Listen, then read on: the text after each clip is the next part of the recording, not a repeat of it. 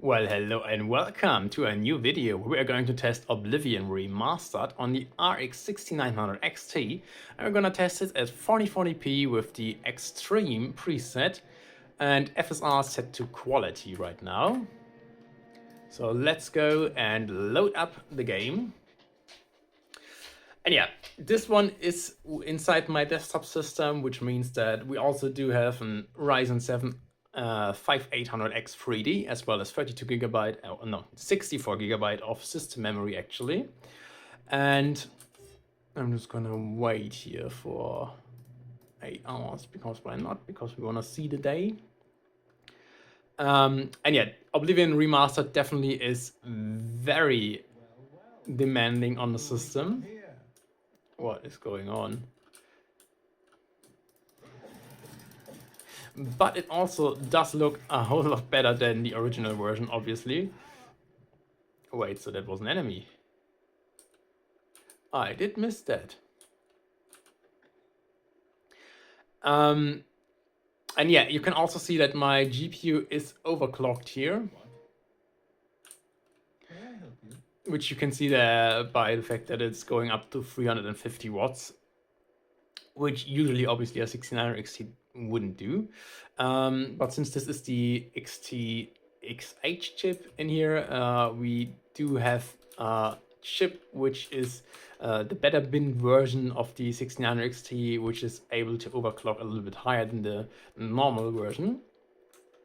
And yeah, at 2.7 gigahertz of core clock speeds, that is definitely a very nice experience here, but it's really interesting just how demanding this title is. And you really want more than 6 gigabyte or 8 gigabyte of VRAM to play it at 4040p here. Because, yeah, I mean, we're dropping a little bit. I don't really know if that's due to the fact that we're loading a new area, but I was seeing extreme stuttering on my 6 gigabyte RTX 1000 Ada graphics card, which only has 6 gigabytes of VRAM and therefore is really struggling with this title here.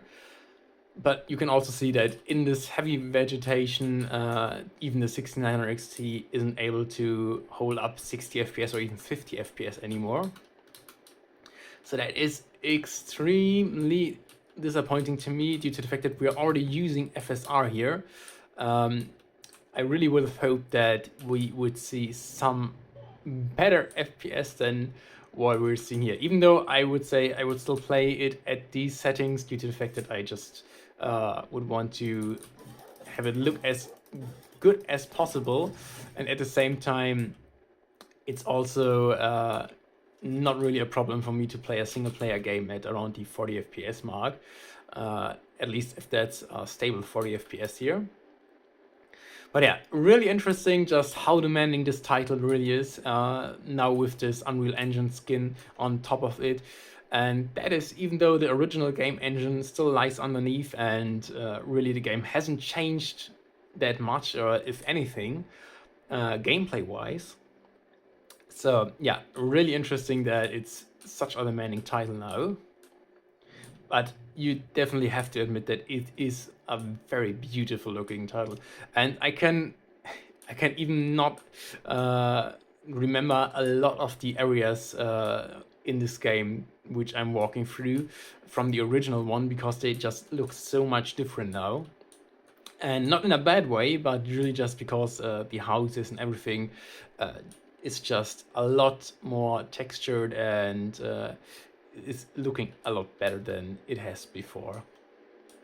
But yeah, you're definitely gonna drop into the 50s here, even with such a powerful graphics card as this one. And it's not a perfect experience here, and we're also seeing dips here and there when we're entering new areas. But generally speaking, I would absolutely play like this, and it's still a fine experience to me. Ugh. These goblins. And I think even the sound effects are similar. It's really interesting to me though that the goblins they look so different than in the original.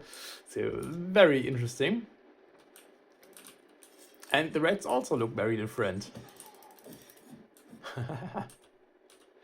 But yeah, if you want to play the title, I think you can play it at 1440p here, even at the extreme settings. You definitely want to use FSR though, but you should absolutely be fine here.